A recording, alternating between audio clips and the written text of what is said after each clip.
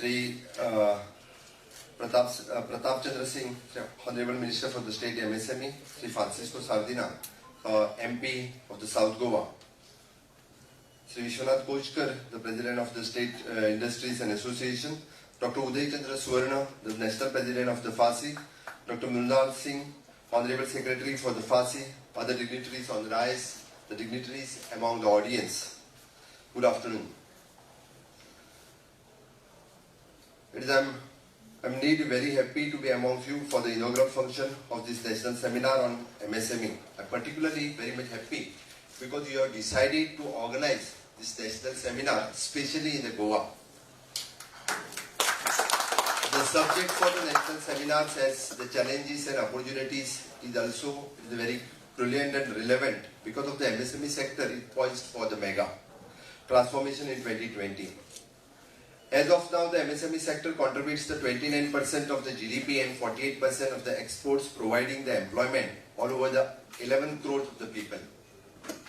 The MSME sector is a real growth engine of the Indian economy and holds the key realizations of the $5 trillion economy goal set up in the nation by our Honorable Prime Minister Narendra Modi ji. For this goal to achieve by 2024, the MSME sector will have to be geared up for the contribution of the $2 trillion. In addition to this contribution to the GDP, Honorable Union MSME Minister Nitin Gadkari ji has also had the target generating the 5 crore additional jobs from these sectors. I'm sure that the MSME sector will rise up to the challenges and meet both the objectives.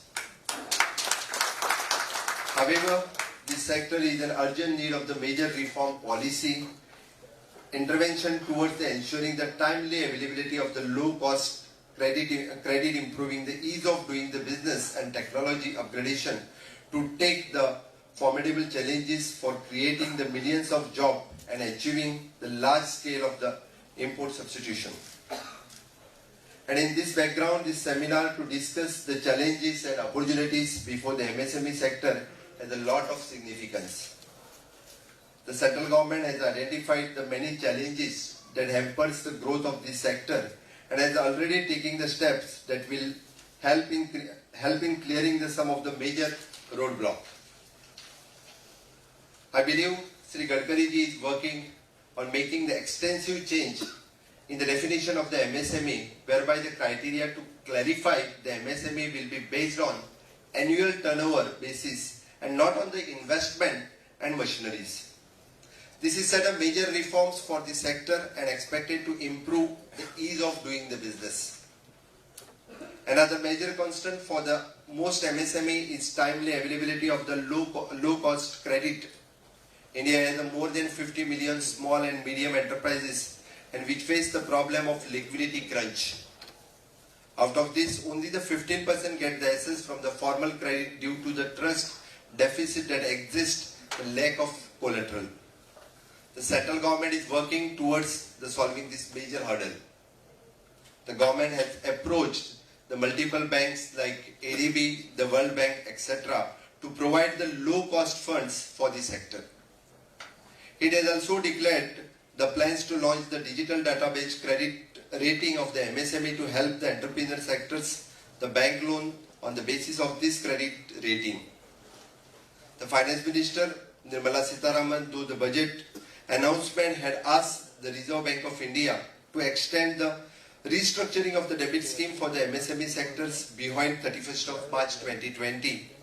Deadline for this RBI is extended this scheme to the 31st December 2020. This will also provide the relief to the large number of the MSME.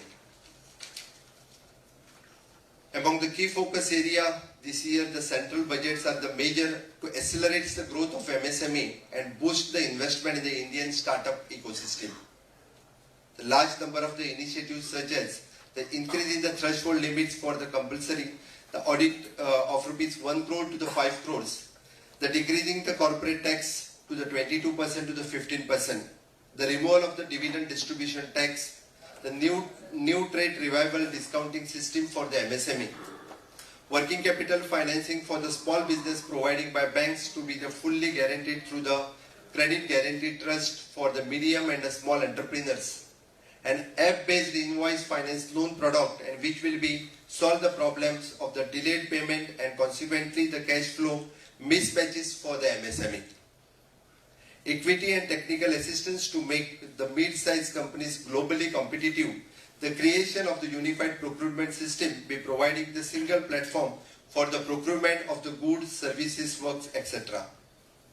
The restraint and the import items and being produced by the domestic MSME, tax holiday for the eligible startups, and the seed funding support, etc. and announced by this year the central budgets, and will go along in supporting the growth of MSME in the coming years.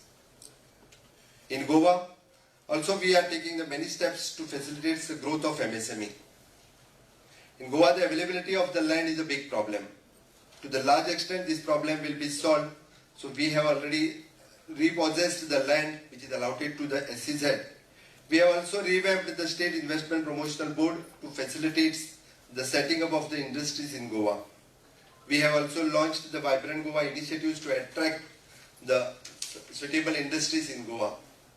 My government is also commitment to ensure at least the 50% of the government total procurement from the local MSME.